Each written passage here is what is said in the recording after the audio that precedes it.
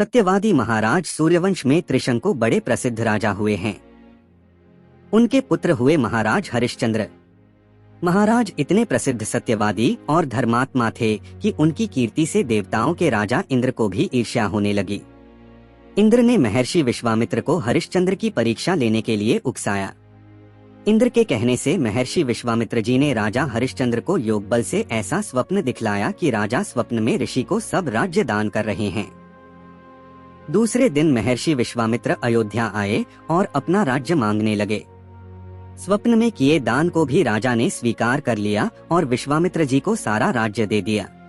दोस्तों, अगर आप इस चैनल पर पहली बार आए हुए हैं, सब्सक्राइब जरूर कीजिए और साइड में दिए हुए घंटी के आइकॉन पर क्लिक कीजिए। धन्यवाद। महाराज हरिश्चंद्र पृथ्वी भर के सम्राट थे। अपना पूरा राज्य उन्होंने दान कर दिया था। अब दान की हुई राजमहल भूमि में रहना उचित न समझकर स्त्री तथा पुत्र के साथ वे काशी आ गए, क्योंकि पुराणों में यह वर्णन है कि काशी भगवान शंकर के त्रिशूल पर बसी है। अतः वह पृथ्वी में होने पर भी पृथ्वी से अलग मानी जाती है। अयोध्या से जब राजा हरिश्चंद्र चलने लगे तब विश्वामित्र जी ने कहा, जब तप दान आदि बिना दक्षिणा दिए सफल नहीं होते। तुमने इतना बड़ा राज्य दिया है तो उसकी दक्षिणा में 1000 सोने की मोहरें और दो। राजा हरिश्चंद्र के पास अब धन कहाँ था। राज्य दान के साथ राज्य का सब धन तो अपने आप दान हो चुका था। ऋषि से दक्षिणा देने के लिए 1 महीने का समय लेकर वे काशी आए। काशी में उन्होंने अपनी पत्नी रानी शैव्या को एक ब्राह्मणी को नौकरानी के कार्य के लिए बेच दिया। राजकुमार रोहिताश्व छोटा बालक था। प्रार्थना करने पर ब्राह्मण ने उसे अपनी माता के साथ रहने की आज्ञा दे दी। स्वयं अपने को राजा हरिश्चंद्र ने एक चांडाल के हाथ बेच दिया और इस प्रकार ऋषि विश्वामित्र को 1000 मोहरें दक्षिणा में दी। महारानी शैव्या अब ब्राह्मणी के घर में दासी का काम करने लगी। चांडाल के सेवक होकर राजा हरिश्चंद्र श्मशान घाट की चौकीदारी करने लगे। वहां जो मुर्दे जलाने को लाए जाते उनसे कर लेकर तब उन्हें जलाने देने का काम चांडाल ने उन्हें सौंपा था।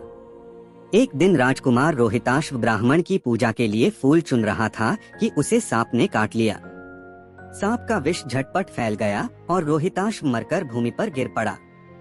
उसकी माता महारानी शैव्या को न कोई धीरज बंधाने वाला था और न उनके पुत्र की देह श्मशान पहुंचाने वाला था। वे रोती बिलखती पुत्र की देह को हाथों पर उठाए अकेली रात में श्मशान पहुंची। वे पुत्र की देह को जलाने जा रही थी कि हरिश्चंद्र वहां आ गए और मरघट का कर मांगने लगे। बेचारी रानी के पास तो पुत्र की देह ढकने को कफन तक नहीं था। उन्होंने राजा को स्वर से पहचान लिया और गिड़गिड़ा कर कहने लगी, महाराज, यह तो आपका ही पुत्र मरा पड़ा है। मेरे पास कर देने को कुछ नहीं है। राजा हरिश्चंद्र को बड़ा दुहक हुआ, किंतु वे अपने धर्म पर स्थिर बने रहे। उन्होंने कहा, रानी, मैं यहाँ चांडाल का सेवक हूँ। मेरे स्वामी ने मुझे कह रखा है कि बिना कर दिए कोई यहाँ मुर्दा न जलाने पावे। मैं अपने धर्म को नहीं छोड़ सकता। तुम मुझे कुछ देकर तब पुत्र की देह जलाओ। रानी फूट फूट कर रोने लगी और बोली, मेरे पास तो यही एक साड़ी है जिसे मैं पहने हूँ, आप इसी में से आधा ले लें। जैसे ही रानी अपनी साड़ी फाड़ने चली, वैसे ही वहाँ भगवान नारायण, इंद्र, धर्मराज आदि देवता और महर्षि विश्वामित्र प्रकट हो गए।